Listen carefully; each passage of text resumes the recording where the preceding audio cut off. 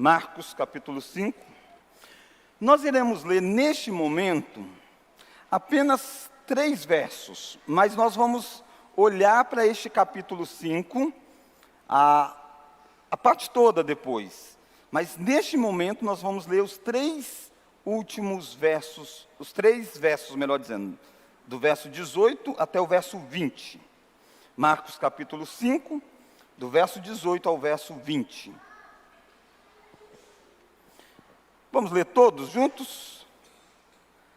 Ao entrar Jesus no barco, suplicava-lhe o que fora endemoniado, que o deixasse estar com ele.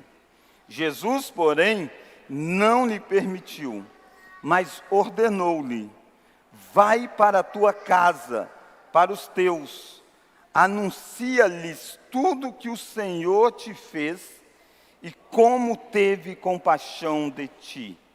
Então ele foi e começou a proclamar em Decápolis tudo o que Jesus lhe fizera, e todos se admiravam. Vamos orar novamente?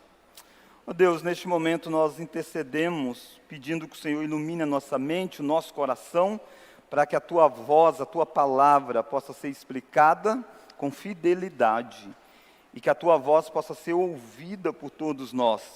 Por isso nos dê a graça de sermos alimentados com a tua palavra. Oramos em nome de Jesus. Amém. Irmãos, tem um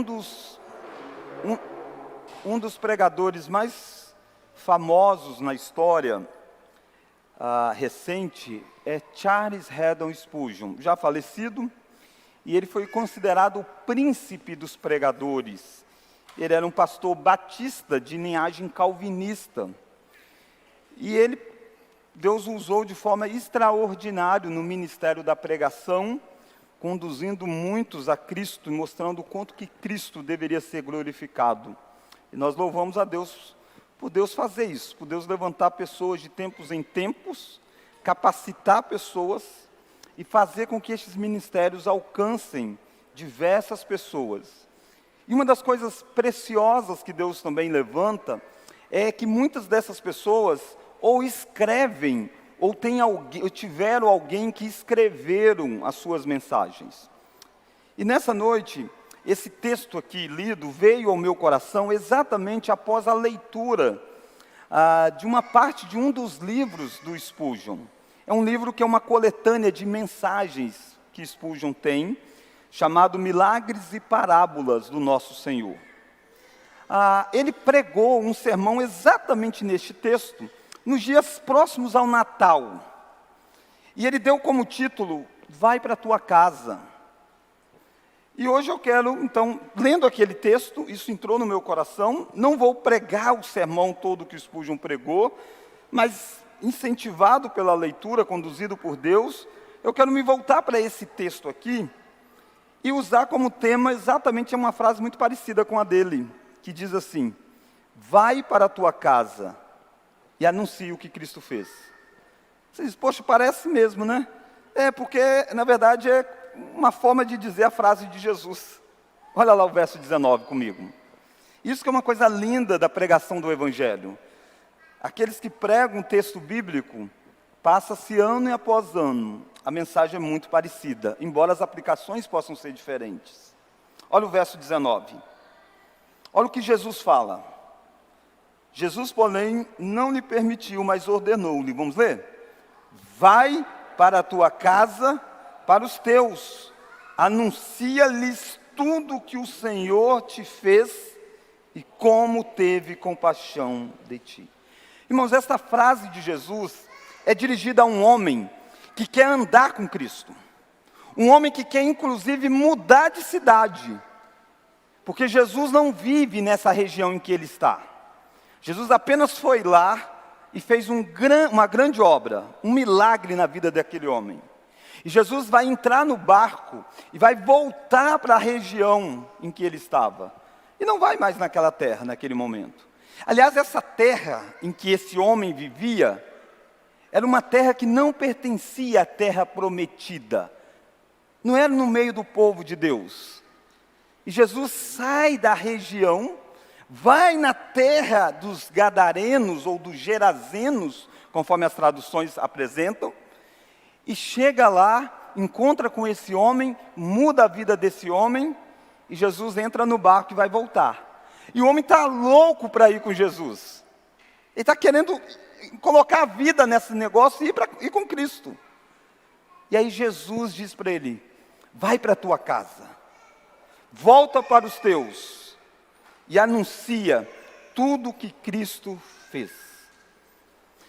Por que esse homem está com esse desejo todo de fazer isso na vida? E o que é que Cristo fez na vida desse homem, que ele tem que ficar naquele lugar para anunciar?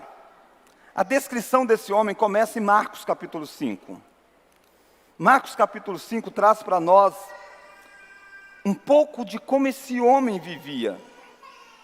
Olha, por exemplo, o verso 2. Marcos 5, verso 2. Ao desembarcar, logo veio dos sepulcros ao seu encontro, vamos ler? Um homem possesso de espírito imundo. Alguém vem do sepulcro, que vivia nas regiões dos sepulcros, vem de um cemitério, de certa forma. Esse homem é alguém que tem possessão demoníaca, está sob possessão demoníaca. Olha a descrição ainda mais no verso 3, o qual vivia nos sepulcros, vamos ler agora, e nem mesmo com cadeias alguém podia prendê-lo. Então era alguém que estava fora de si, e alguém que não dava muito para controlar, alguém que incomodava os outros, ninguém queria estar perto dele, por isso que ele está vivendo na região dos sepulcros. Alguém até mesmo violento, era perigoso passar perto desse homem. Olha o verso 4. Porque tendo sido muitas vezes preso com grilhões e cadeias, as cadeias foram quebradas por ele, e os grilhões despedaçados, e ninguém podia subjugá-lo. Pensa amarrar alguém, é um negócio muito chato isso. Ainda hoje, quando a gente tem que ir numa visita hospitalar, e aí por uma questão ou outra, a pessoa precisa estar com os braços às vezes preso, amarrado assim na beira da cama, por uma questão ou outra, técnica mesmo de saúde e tudo mais, aquilo parte o coração, e aquele ato é sempre muito curto de tempo, rapidamente eles vão dar um jeito, assim que conseguir controlar, já soltar, porque ninguém deve ficar amarrado, isso é doído, né?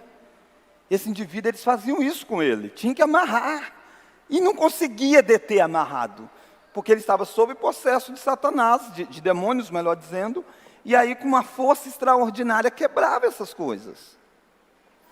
Olha o verso 5. Andava sempre de noite e de dia, clamando por entre os sepulcros e pelos montes, ferindo-se com pedras. Ele gritava, às vezes quando você ouvia aquela voz gritando, era aquele pobre indivíduo. E cortando, ferindo-se com pedras. Então é uma vida terrível. E Jesus chega naquele lugar. Quando Jesus chega naquele lugar, Jesus dá uma ordem, que está lá no verso 8. Espírito imundo, sai desse homem. E perguntou-lhe, qual é o teu nome? Respondeu ele, vamos ler? Legião é o meu nome, porque somos muitos. E agora a gente percebe que na verdade ele não tinha um demônio sobre ele. Eram muitos. A palavra legião era usada por uma quantidade significativa de soldados romanos. Era algo em torno de 6.000 homens, então dava-se o nome de legião. Isso não quer dizer que tinha 6.000 demônios lá. Porque a palavra legião também é usada para a ideia de muitos. É isso que ele está dizendo, porque somos muitos. Somos uma legião.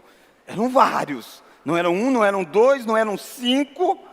Ao ponto de, quando compara com um exército de 6.000 homens. E Jesus manda que aqueles espíritos saem. E aquele homem fica livre. Olha o verso 15.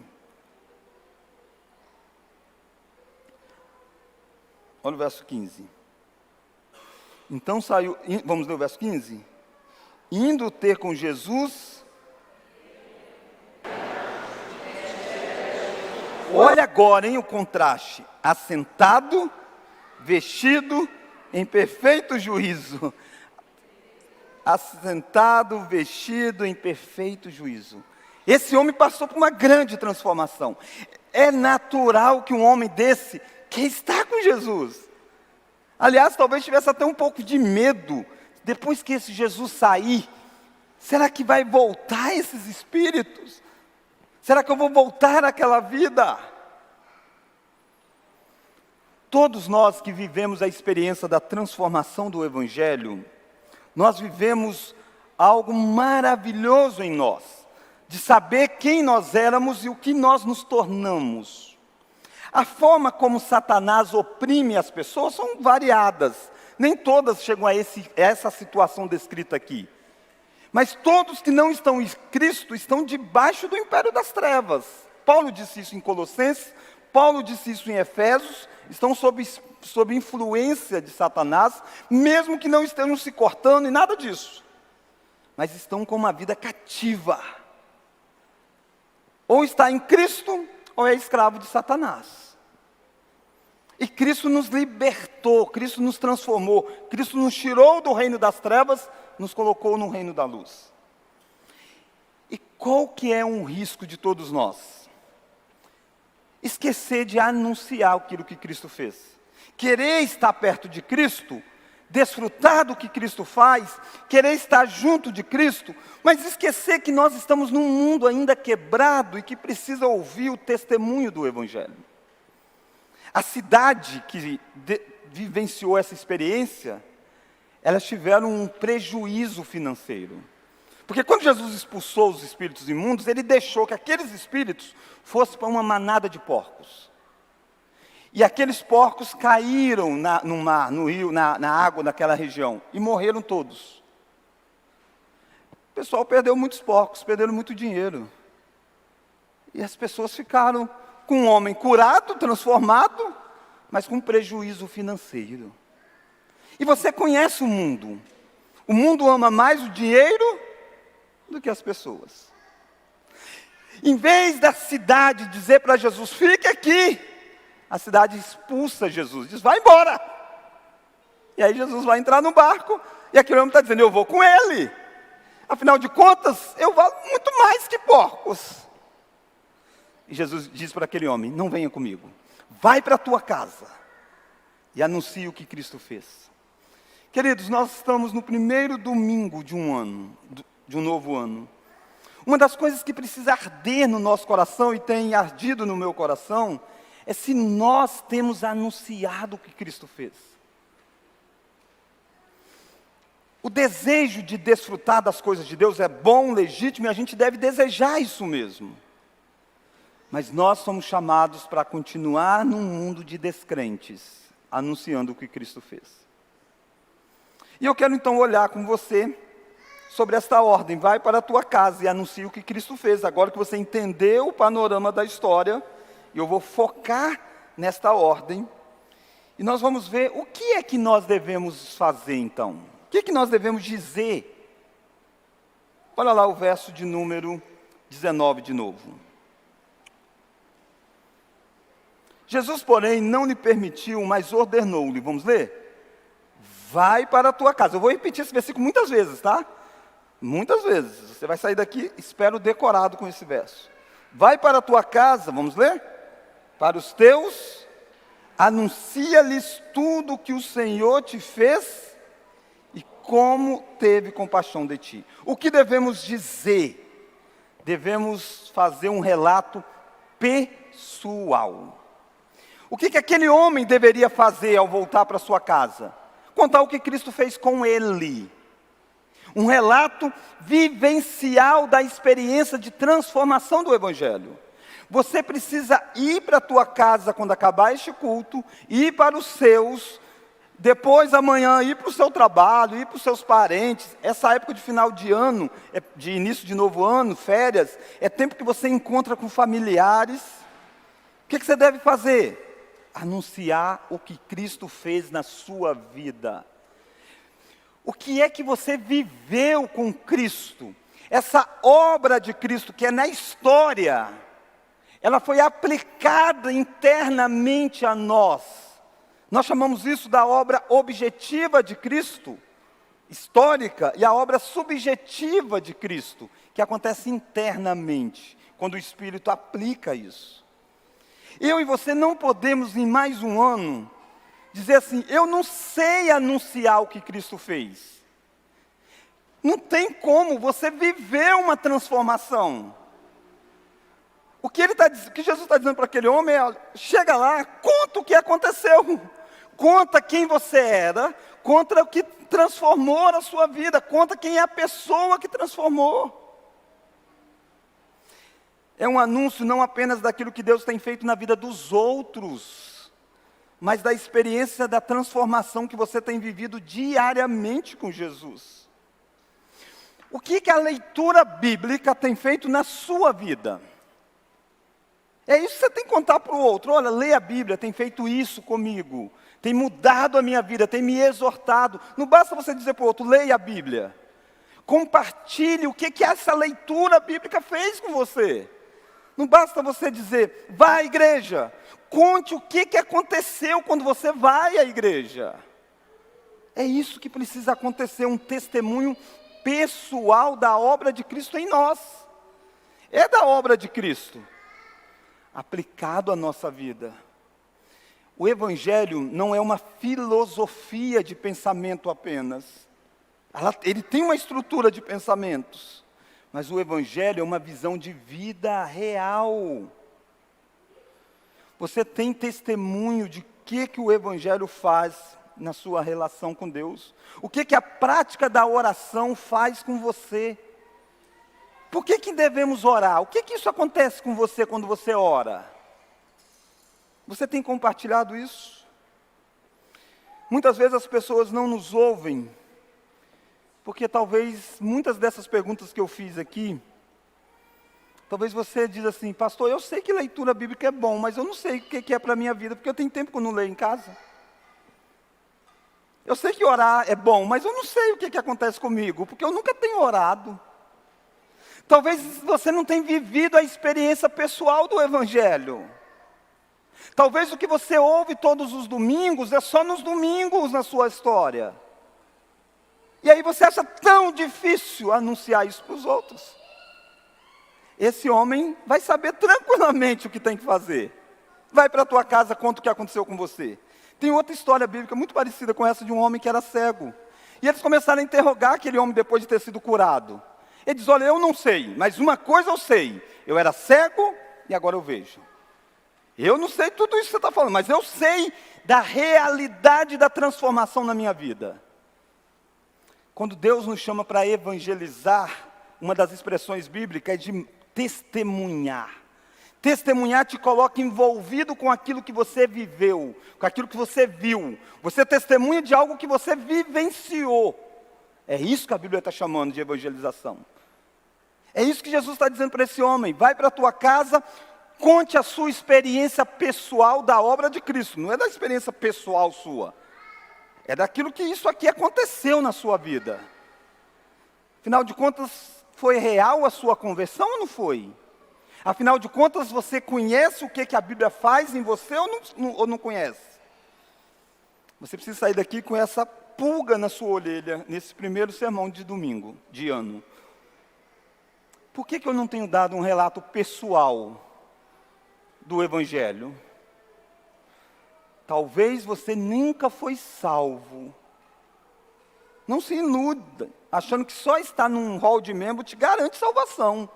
A história da igreja está cheia de pessoas, alguns até mesmo, depois de ter ocupado cargos de liderança da igreja, escreveram dizendo: olha, foi durante tal coisa. Um fato marcante é compartilhado por Martin Lloyd Jones, de que um dos grandes pregadores, um dos pastores, melhor dizendo, não um grande pregador, um dos pastores, compartilhou com ele que se converteu mesmo, depois de ler um texto, um sermão do Martin Lloyd Jones escrito.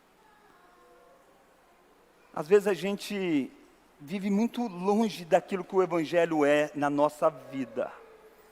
Então não se iluda, achando que só estar no hall de membro te garante que você é salvo. Talvez você precise avaliar, realmente, ou você aderiu aos outros. Atenção, você que é filho de crentes. Atenção, você que é privilégio. Eu nasci num lar que a minha mãe era crente. Um privilégio enorme, nós nascemos dentro da aliança de Deus. Mas deixa eu dizer uma coisa para você. Você tem que ter a sua experiência com Deus. Do Evangelho para você.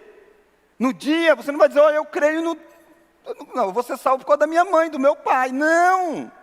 É por sua causa, de ter Cristo em Cristo. É por causa da obra de Cristo em você. Então é um relato da experiência pessoal do Evangelho. Não é experiência pessoal fora do Evangelho. É o Evangelho aplicado à sua vida. O que devemos dizer? Segundo aspecto, é um relato que exalta os feitos de Deus. É um relato que exalta os feitos de Deus. Olha o verso 19. Vai para a tua casa, para os teus, vamos ler? Anuncia-lhes tudo que o Senhor te fez. Só até aí, tudo que o Senhor te fez. Ao relatar as coisas da vida, quem tem que ser o personagem central é o Senhor. O que aquela cidade precisa saber? Não os detalhes da vida daquele homem. Não que esse homem agora virou um cara bom, joia. Não, o que Deus fez. Às vezes a gente conta as coisas, e às vezes a gente evangeliza, dizendo do que nós fazemos. Não, nós vamos na igreja, a gente canta, a gente faz isso. A gente, eu faço isso, eu faço aquilo outro. Vai para a igreja que você pode fazer o que eu faço. Não, calma. É o que Cristo fez. É Cristo quem atraiu você a Ele. Eu e você precisamos urgentemente, irmãos, entender o chamado de Deus para anunciar o que Cristo fez na nossa vida e as obras dele em nós. Paulo fez uma pergunta certa feita, dizendo assim: se você sobressai, quem te fez sobressair? Se você se destaca, ele diz, o que tens tu que não tens recebido? Se você tem alguma coisa boa e faz coisas boas, você recebeu uma habilidade. Alguém deu isso para você. Quem deu? Deus. Como você lê a sua vida e narra a sua vida aos outros? Quem é o personagem central da sua história até hoje, na boca dos outros? Quem foi o personagem que fez o que fez com você até hoje? É você ou é Deus? Se você tem dinheiro que você tem, se você tem a cultura que você tem, se você tem o conhecimento bíblico que você tem, quem fez essas coisas? Deus. Cuidado para você não confundir anunciar Cristo com anunciar a própria igreja. Muitas vezes nós caímos nesse risco. Muitas vezes nós pensamos no que é que a igreja fez. Porque o que a gente quer é que a nossa igreja fique conhecida. Eu não estou dizendo que você não deva falar da igreja. Mas, irmãos, é o que Deus fez na nossa igreja. É o que Deus faz na nossa igreja. E não o que nós fazemos. Cuidado, porque o mundo é acostumado com o homem fazendo coisas. As religiões estão acostumadas com o homem fazendo coisas. Tantas e tantas vezes tem a pergunta para Jesus assim: o que eu devo fazer para ser salvo? O que eu devo fazer? O que eu devo fazer? E Jesus está sempre mostrando, não, o que alguém fez por você. Você só precisa crer no que alguém fez por você. Deus é o personagem central da nossa história ou não? O que devemos dizer então? Esse homem deveria dizer um relato pessoal, deveria fazer um relato que exalta a Deus, e precisa ser um retrato que reconhece não merecer o que Deus fez. Irmãos, quando você olha para a primeira cena daquela descrição que eu fiz, era um homem pagão, porque vivia numa cidade onde se criava porcos. O judeu não come porco. Era fora de Israel isso. Vivia no túmulo, tinha aí muitos demônios sobre ele, vivia preso, era contido, vivia a se cortar. E quando você vê ele nessa outra situação, talvez você disse, ufa, até que enfim alguém fez justiça na vida desse homem, né? Que essa é a impressão nossa, né? A impressão nossa é de que aquela condição que o homem estava era injustiça que ele estava sofrendo, tadinho. Tadinho dele. E agora não, agora ele está curado, está plenamente. Agora sim esse homem tem justiça. Não, não é isso. Olha que interessante, que o que é que Jesus manda que esse homem anuncia? Olha o verso 19. O finalzinho do verso 19. Vai para a tua casa, para os teus, anuncia-lhes tudo que o Senhor te fez. Vamos ler agora? E como teve compaixão de ti, não é como teve justiça da situação em que você estava. O que Jesus teve foi misericórdia daquele homem. Aquele homem não merecia ser transformado nesse outro estado. Para nós é tão natural, a gente acha que ele merecia estar curado, prontinho, né? Não. Mudar a vida dele foi um ato de misericórdia. Eu e você precisamos relatar na convicção de que como Deus foi misericordioso comigo. E não como Deus foi justo comigo. Não que Deus me deu o que eu merecia. Exatamente como que Deus não me deu o que eu merecia. Eu e você merecíamos o inferno, o lago de fogo. E merecemos por nós mesmos. Mas Deus teve misericórdia. Quer pensar na misericórdia de Deus na vida desse homem? Se você voltar só um pouquinho em Marcos, só vira a página da Bíblia, só para você visualizar.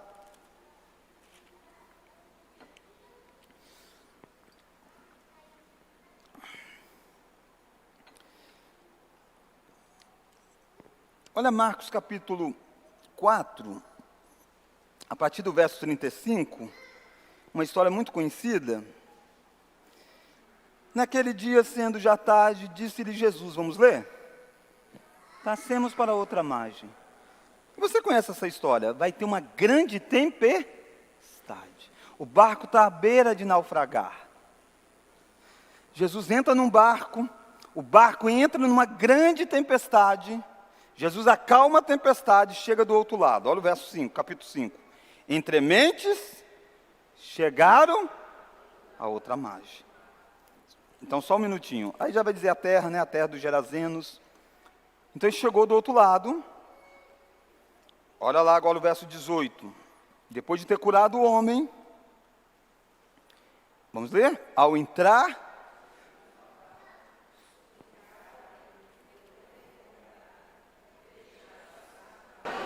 Percebe?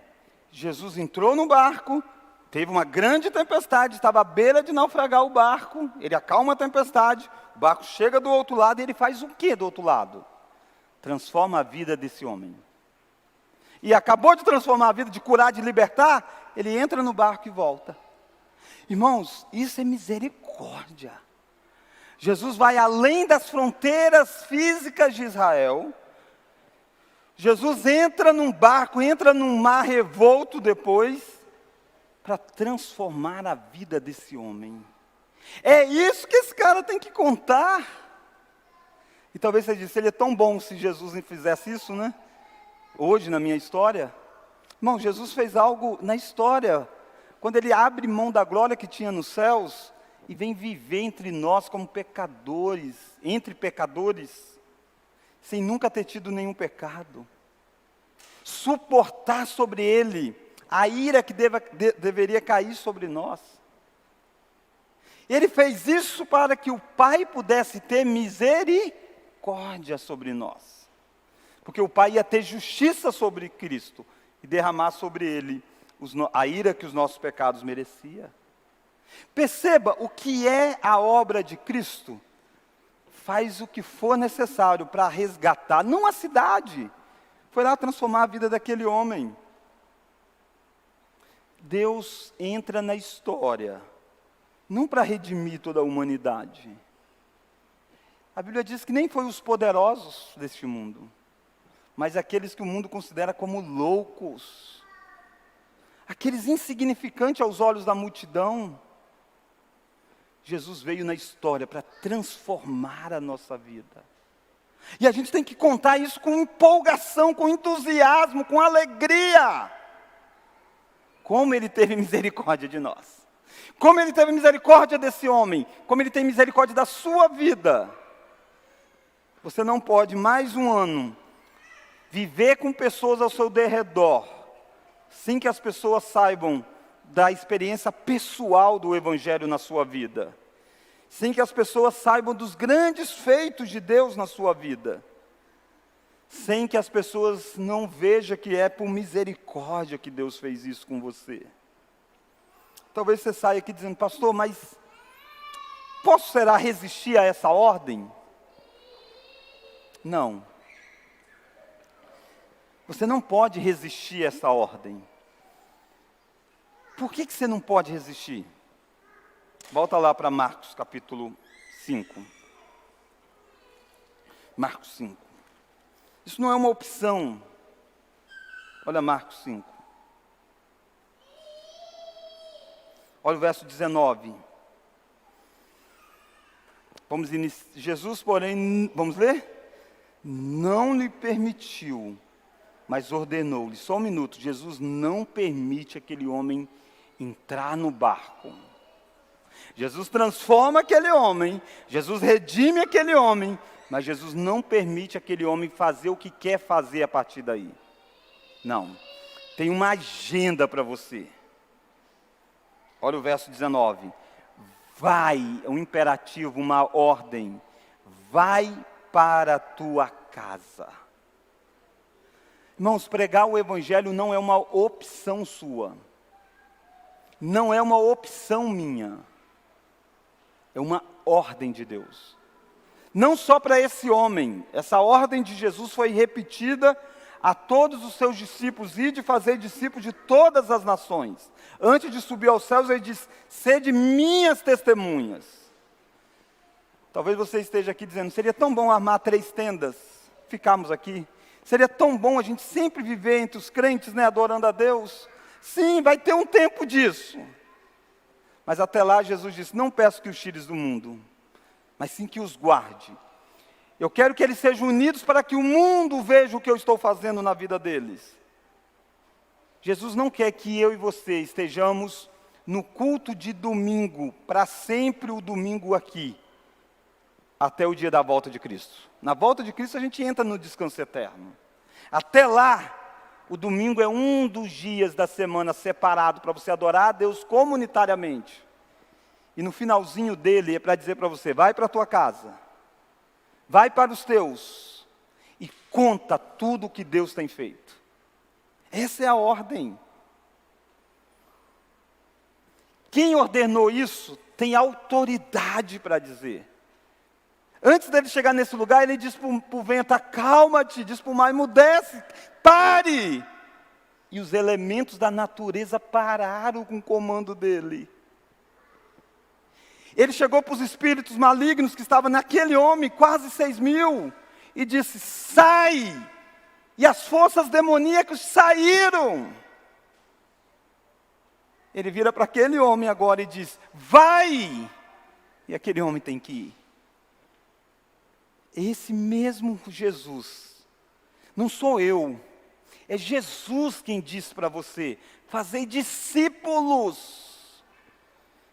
Faça uma reflexão na sua mente.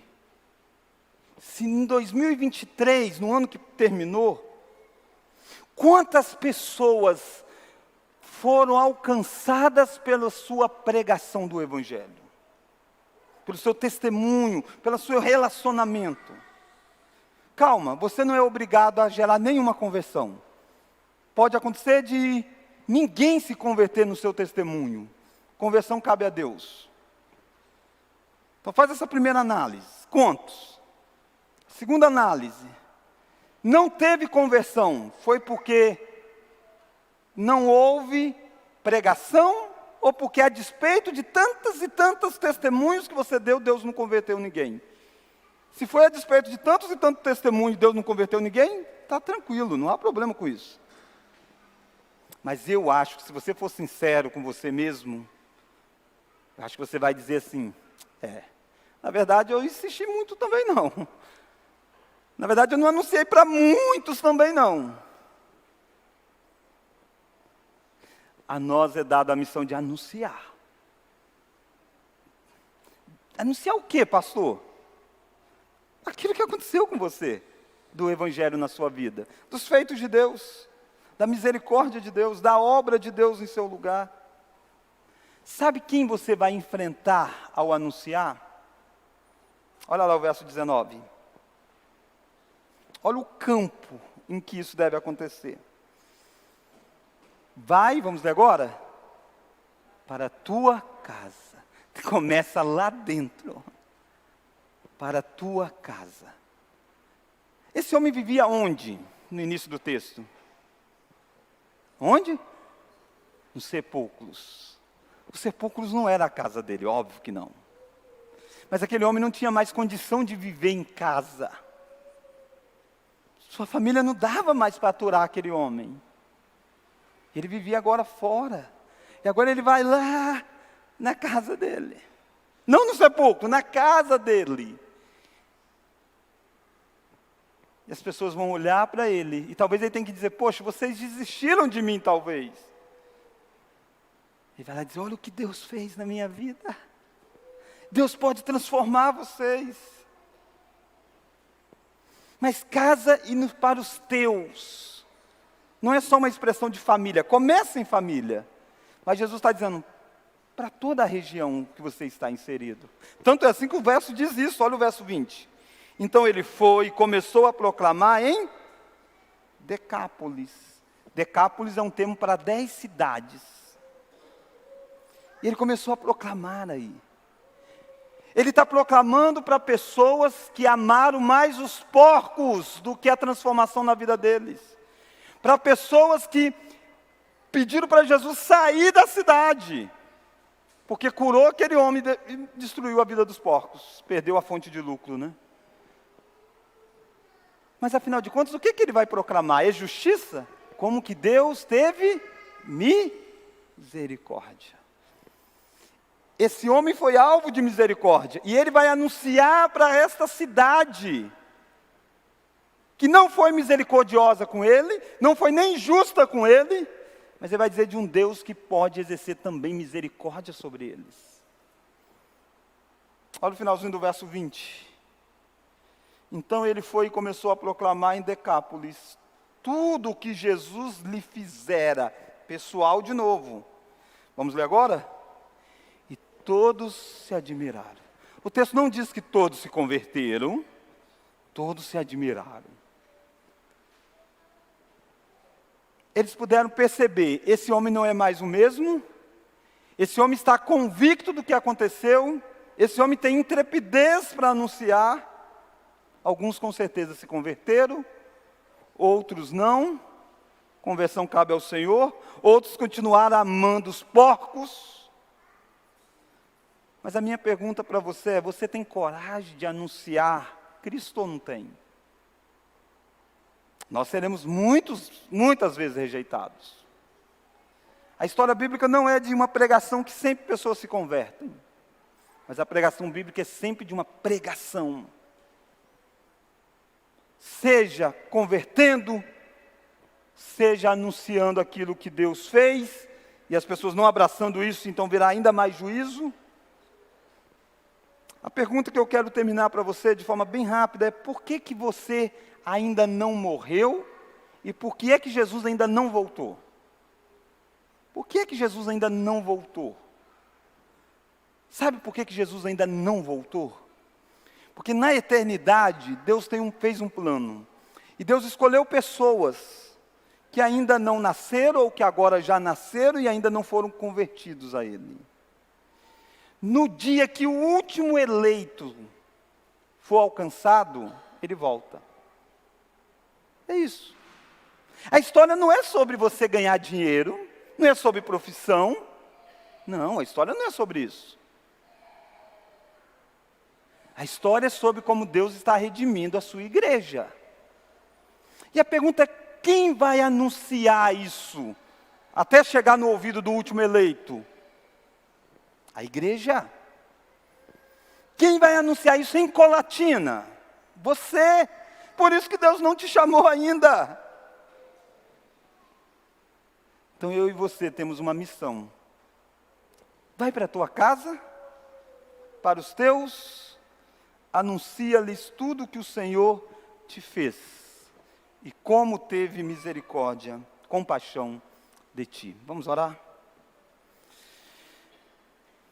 Oh Deus, nos desperte para esta missão tão importante, anunciar como testemunha, todos os momentos da nossa vida, em todo o lugar em que nós estivermos, o que o Senhor fez, como o Senhor transformou a nossa história, como que o Senhor nos livrou do inferno que nós merecíamos e nos deu vida eterna.